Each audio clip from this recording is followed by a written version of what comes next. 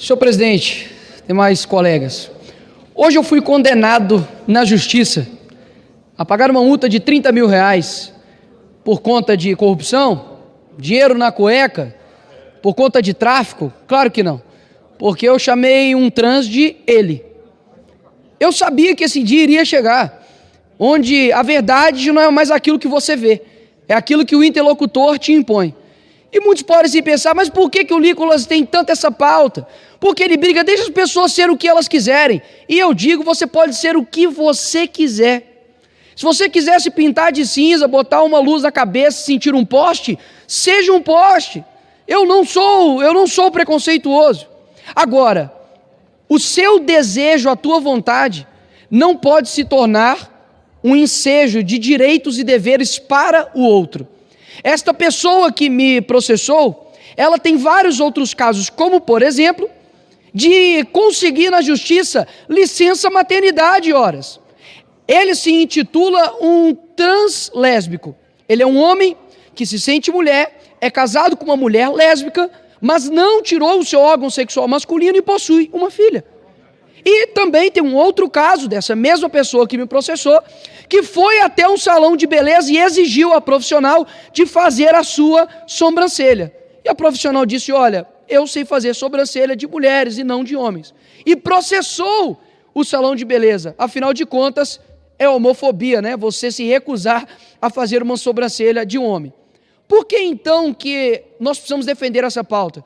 Porque no fim das contas eles não estão atrás de mim. Eles estão atrás de você, porque se eles conseguem amordaçar, calar, tentar desencorajar um deputado que possui imunidade parlamentar, o que eles não irão fazer com você, pastor?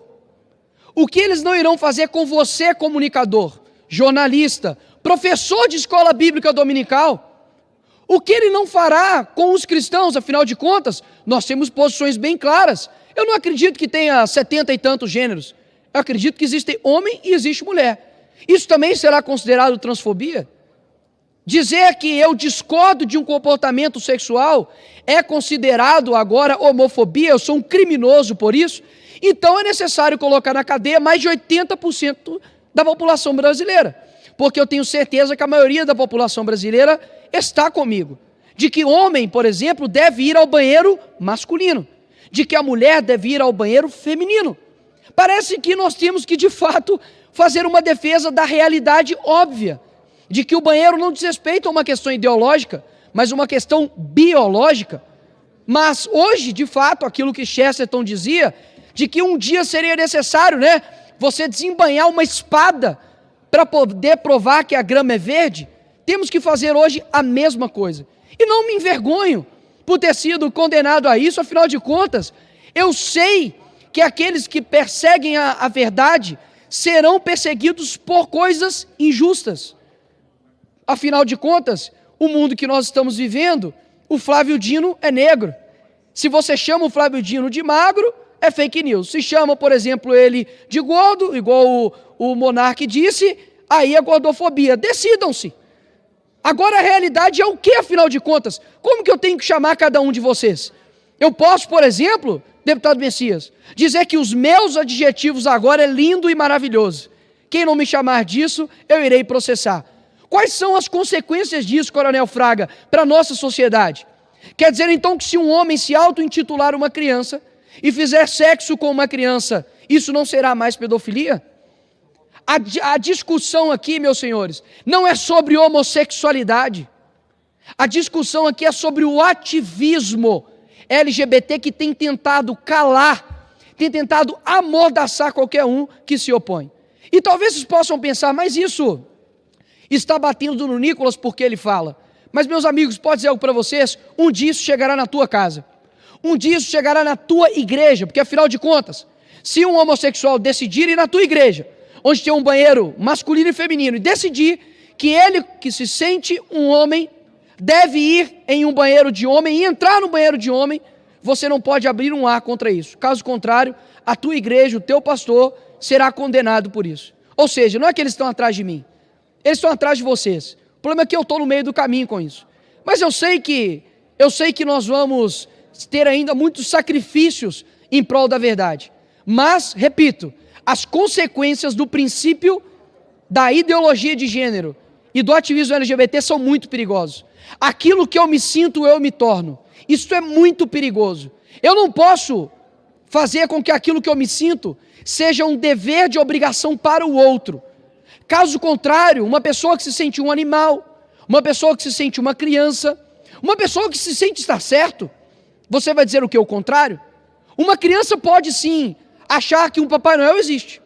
Isso é reservado a ela, afinal de contas, ela é uma criança.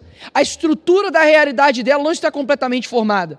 Mas nós, como adultos, precisamos defender a verdade.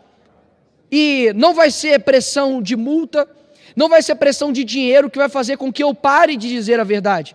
A verdade é que nós temos coisas muito bem definidas no mundo que nós vivemos. E a vontade de destruir o real é daqueles que vivem da mentira. E se um dia eles conseguem calar você de dizer que existe o certo e o errado, existe o bom e o mal, existe o homem e a mulher, eles também já, brevemente, vão conseguir destruir aquilo que você acredita que é verdade. Então eu deixo aqui o meu caso como um caso para o futuro, para dizer que um dia nós avisamos que isso iria acontecer e de fato está acontecendo. O ativismo LGBT homossexual não está preocupado com você, pelo contrário, porque a mesma foice e martelo que massacrou vocês, escravizou vocês lá em Cuba, hoje é utilizada para poder te usar como manobra eleitoral somente. Depois disso, vocês são descartados. As mesmas pessoas que defendem países onde se você esticar uma bandeira LGBT, você é morto, degolado, são bandeiras defendidas pela esquerda, ou seja, não há do que se falar de que a esquerda de fato defende os homossexuais. Pelo contrário, Fidel Castro matava e perseguia homossexuais em Cuba. Então, eu quero aqui deixar bem claro que podem rir, podem esnobar, podem debochar, porque eu sou um defensor de fato da verdade e eu sei que aqueles que defendem a verdade possuem sacrifício. Então, não vai ser isso que vai me parar, simplesmente uma imposição monetária. Eu simplesmente estou aqui para poder representar as pessoas. E assim como diz Lutero, a paz se possível, a verdade a todo custo. Não são vocês que vão me fazer parar. Obrigado, Coronel Fraga. Obrigado.